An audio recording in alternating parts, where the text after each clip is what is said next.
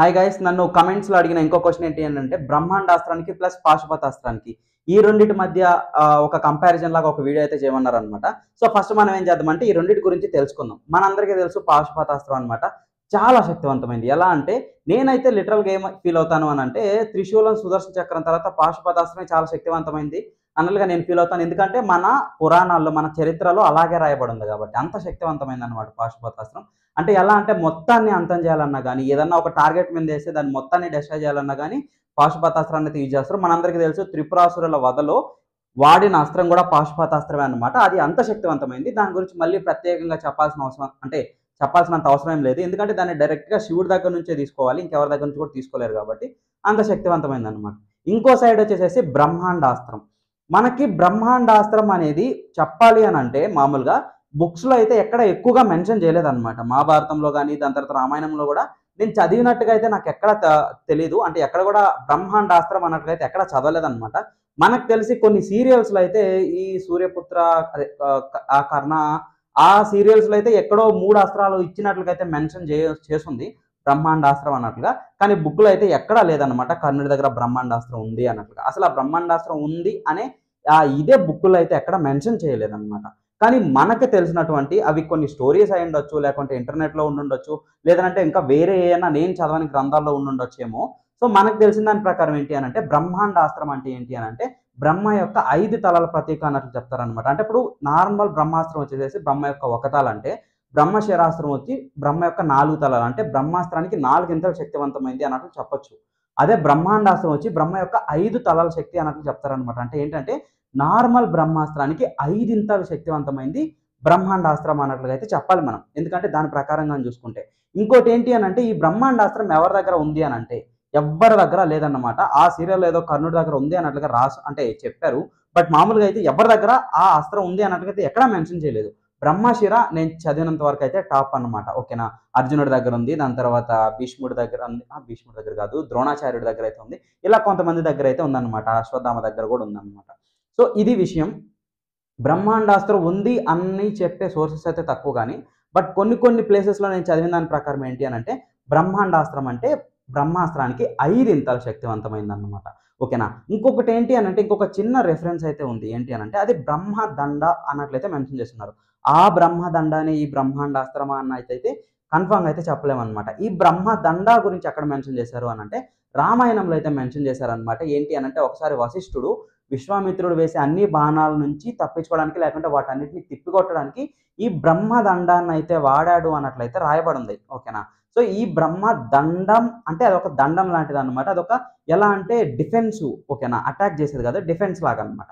So ఆ బ్రహ్మదండానే ఈ బ్రహ్మాండాస్త్రం అన్నట్లు కదా మనం కన్ఫర్మ్ అయితే చెప్పలేము. బట్ దాన్ని అయితే ఒకరంత సిమిలర్ వర్డ్ బ్రహ్మదండ అని అయితే వశిష్ఠుడు అయితే వాడతాడు అనమాట విశ్వామిత్రుడు మీద అయితే. ఓకేనా, సో ఇవి గైస్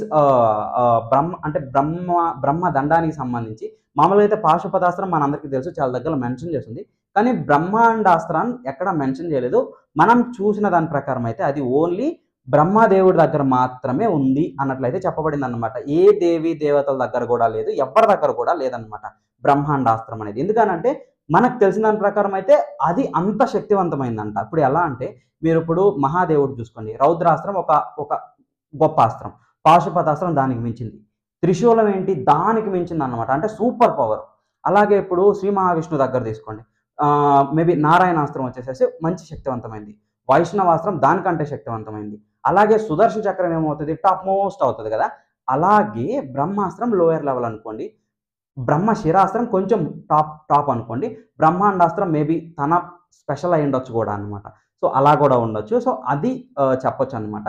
ఒకవేళ మనం బ్రహ్మాండాస్త్రం వర్సెస్ పాశుపతాస్త్రం అంటే ఇది జస్ట్ ఇది అన్నమాట. ఏంటి అని అంటే శివుడు పాశుపతాస్త్రాన్ని ఇచ్చేటప్పుడు ఈ పాశుపతాస్త్రం ఏ ఇతర అస్త్రాన్నైనా సరే, ఏ అస్త్రాన్నైనా సరే అంటే ఎలా అంటే తెంచేస్తుంది అన్నట్లుగా, ఏ అస్త్రాన్నైనా సరే న్యూట్రలైజ్ చేసేస్తుంది అన్నట్లుగా అయితే మహాదేవుడే చెప్పాడనమాట.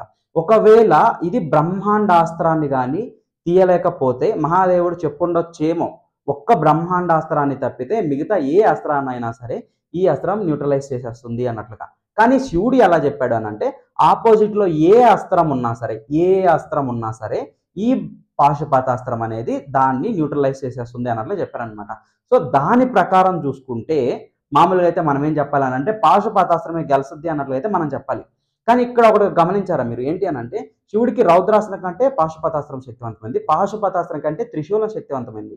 అలాగే బ్రహ్మ దాంట్లో ఉండే 3 అస్త్రాల్లో బ్రహ్మాస్త్రం కంటే బ్రహ్మశిరాస్త్రం చాలా శక్తివంతమైంది, బ్రహ్మశిరాస్త్రం కంటే బ్రహ్మాండాస్త్రం ఇంకా శక్తివంతమైంది అన్నట్లు అంటారు. సో అది థర్డ్ లెవెల్ అనమాట. ఇక్కడ థర్డ్ లెవెల్‌లో చూసుకుంటే మనకేముంది త్రిశూలం ఉంది.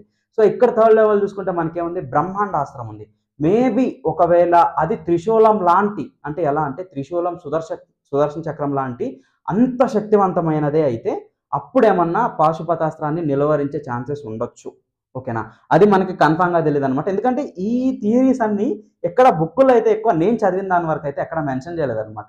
మేబీ ఇంకా ఏ ఇతర వాటిల్లో రిఫరెన్స్ పెట్టి అది నేను ఇవన్నీ వచ్చేసేసి కొన్ని నేను నెట్‌లో చదివినయి, కొన్ని నాకు అంతకుముందు నేను చదివినోట్లో తెలిసిందనమాట. సో ఇది అయితే కంపారిజన్ అనమాట. నార్మల్‌గా చెప్పాలి అనంటే పాశుపతాస్త్రం ఏ అస్త్రాన్నైనా సరే న్యూట్రలైజ్ చేసేస్తది. అలా కాకుండా మనం ఇప్పుడు చెప్పుకున్నాం చూడండి లెవెల్స్ 3 లెవెల్స్ లాగా. అలాగా థర్డ్ లెవెల్‌లో శివుడి దగ్గర ఉండేదేంటి త్రిశూల్ చక్రం అంటే త్రిశూలం. అలాగే శ్రీ మహావిష్ణువు దగ్గర సుదర్శన చక్రం. అలాగే బ్రహ్మదేవుడి దగ్గర థర్డ్ లెవెల్ అన్నిటికంటే టాప్ ఏంటి అనంటే బ్రహ్మాండాస్త్రం అన్నట్లు చెప్తారు కదా. సో అప్పుడు అది ఆ టాప్ 3 అంటే టాప్ 3 థర్డ్ లెవెల్‌లో ఉంది అనంటే ఈ రెండిటికి సమానమైనది అన్నట్లు చెప్పుకోవచ్చు కదా మనం. ఒకవేళ అదే నిజమైతే అప్పుడు పాశుపతాస్త్రాన్ని బ్రహ్మాండాస్త్రమే ఏమైనా న్యూట్రలైజ్ చేసేయచ్చేమో. కానీ శివుడు చెప్పిన దాని ప్రకారం అయితే ఏ అస్త్రాన్నైనా సరే బ్రహ్మాండాస్త్రం అయితే తీసేస్తదనమాట.